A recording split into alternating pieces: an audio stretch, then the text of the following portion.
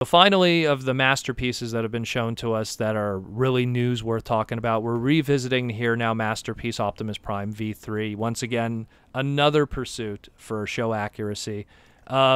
This has been a more controversial masterpiece out of all of them. Some people are happy with their MP10. Some people are very excited about this and what it's trying to do. Personally, I find that the photos that have been circulating online in relation to the Wonderfest display of this Optimus probably isn't the most flattering in some ways. I think that the way it's being displayed is mid-articulation, where it's like it's popping out its double-jointed shoulders there. So it's making some people go, ugh, how is that going to look? Yeah. But I think that this thing is going to turn out great. The head sculpt itself, now that we get a really good close-up look at it, is based off of that of episodes 1, 2, and 3 of More Than Meets the Eye, when Toei and movie studio Susho was doing the animation for Sunbow. So it has a very specific head sculpt kind of look. I really like the chest. I really like the way that they did the backpack. It's flush. It looks really good.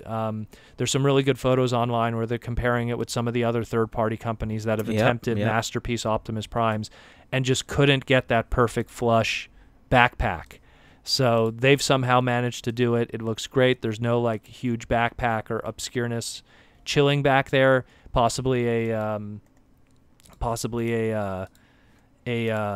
backpack that'll come in the future in terms of like rocket pack a la Sideswipe maybe. There's a lot of comparison photos out there just to show just how crazy it is and what's going on.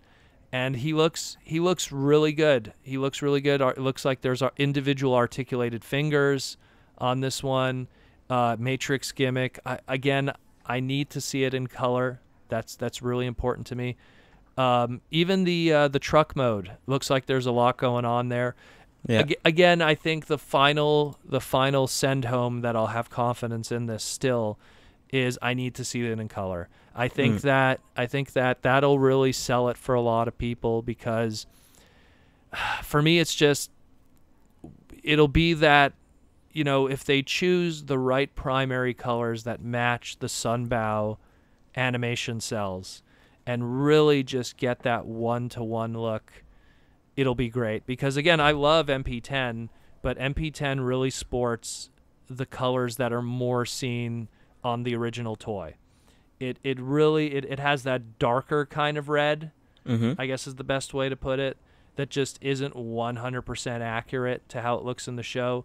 So, and I don't mind having an MP1 that's here's 20th anniversary Optimus Prime. I don't mind having an MP10, here's a more, you know, secondary take of it and everything, and here's how this is supposed to, and then having an MP, you know, whatever this is going to be, the V3 Convoy Optimus Prime, that's that more show accurate one. And it looks great. It looks absolutely great. I think it's spectacular. I know it's going to be expensive as hell, but I think that it's really doing what people want it to do. And I just think that the current pose that they put here at Wonderfest isn't doing it justice. I mean, I own a lot of toys.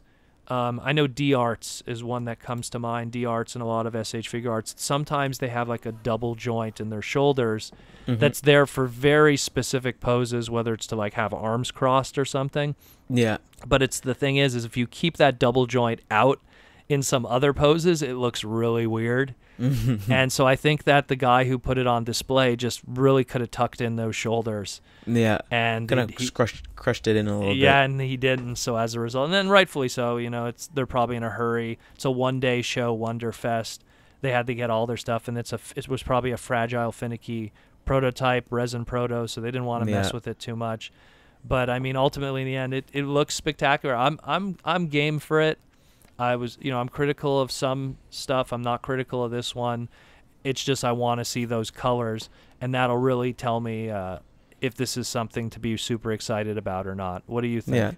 Yeah. Just to go back to your point about, when we see stuff in display for any of these shows, I guess, I'm going to guess, I know you and me have had to do this in the past, where we display third-party stuff for TFCon. Yeah, sometimes they're very finicky. Sometimes they don't want to stay in. Especially the resin stuff. And sometimes you don't even get instructions. Yeah, well, number one, you don't get instructions, and number two, the resin stuff. I know personally in the past, I've had that stuff shipped to my house to then bring to TFCon for the display cases. That stuff is fragile. Yeah. Like when they send it to you, they like put it in a box and bubble wrap. And so everything's bubble wrapped. And exactly. so when you're talking like, okay, now put it on display. Oh, by the way, you got 3 hours till the show starts. And it's just like you're doing the display case. It's a transformer. You got to transform it and pose it a certain way. So not only does it look nice, but when there's hundreds of people marching around the DTOFs, it doesn't tip over. It's nice and bottom heavy. It's a little it's a little nerve wracking. So those resin protos are a little fragile. Yeah. So I can't even imagine it's Wonderfest. You're gonna have hundreds of thousands of people in this show.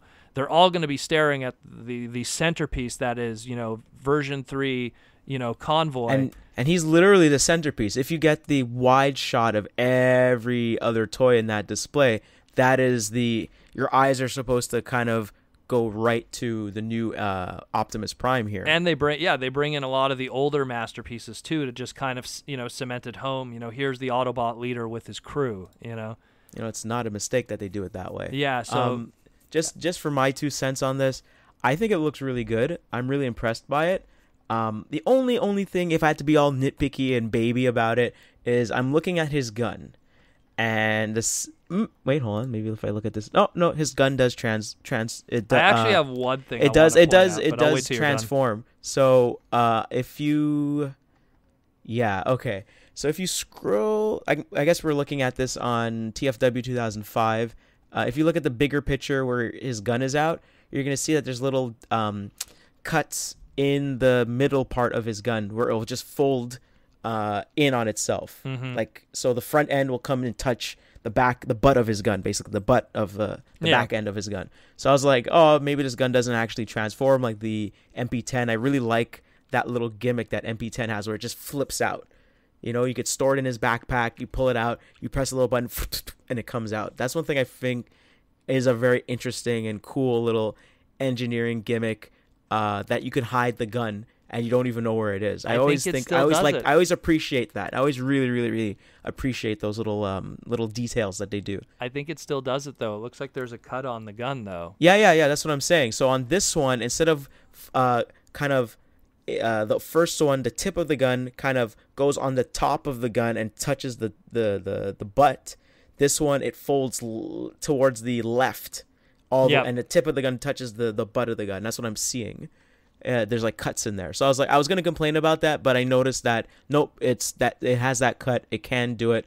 I don't know if it's gonna stay like that permanently or if there's a place to put it somewhere. I don't know what the gimmick will be, but at least it folds away. Hopefully you can put it on Prime's alt mode somewhere, maybe. I'm not sure if that's going to fit in anywhere. Well, there's one thing I wanted to also point out when it comes to the alt mode, and I forgot to mention this. Like, if you look at there's a nice photo, a nice clear photo of the truck mode with roller.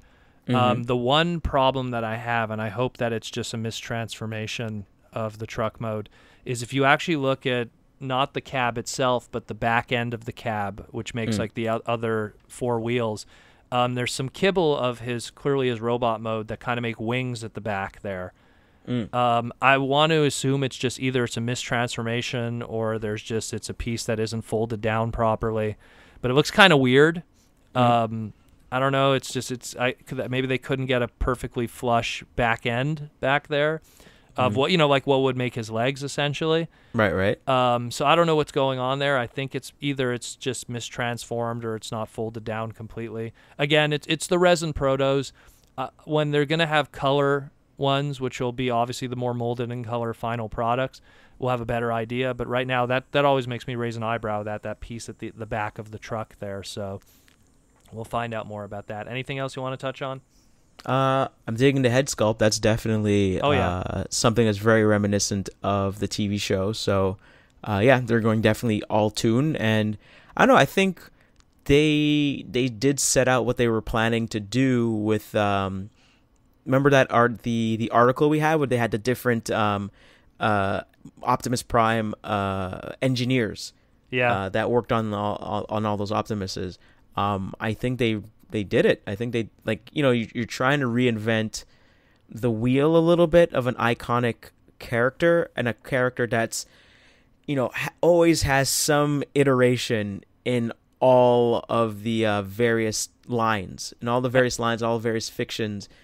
You will always get an Optimus Prime, and to improve on the definitive one that's supposed to be like, this is the flagship, this is the big dude, this is the one for I guess the 31st year of Transformers. I guess that would, if 31st, 32nd, because I guess the it's going to be for the 35th out, anniversary. This 35th, one. excuse me. Okay, so you know, you have this flagship marquee. Boom! This is what it is. This is what it's about.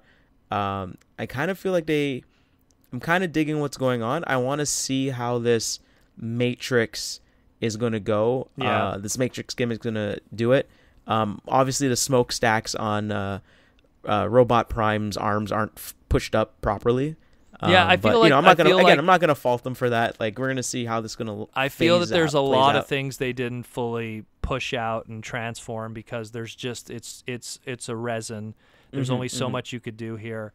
And yeah, it's just like when you go to E3 and you're like, oh, I'm gonna play all these new games and stuff. Oh, why are these games not working? The thing they tell you at the beginning is these are still work in progress. This is just a small clip of the game, and please, like, if there's little bugs and stuff, they will be fixed by the time this game comes out. So it's you know, that they're still fine tuning and stuff like that, and you know, and we've seen them come out, knock it out of the park before. So I mean, I'm digging this. I'm digging how this is going to be great. I think that people's fears, they just need to wait it out right now and really wait for a final product. But this is something that, and you have to understand something too. Like, as this Prime is coming out, think about everything that's being released alongside it. Like, you know, we have coming with Transformers Generation Siege, War for Cybertron. We have a very, again, G1 looking kind of Optimus Prime alt mode and robot mode.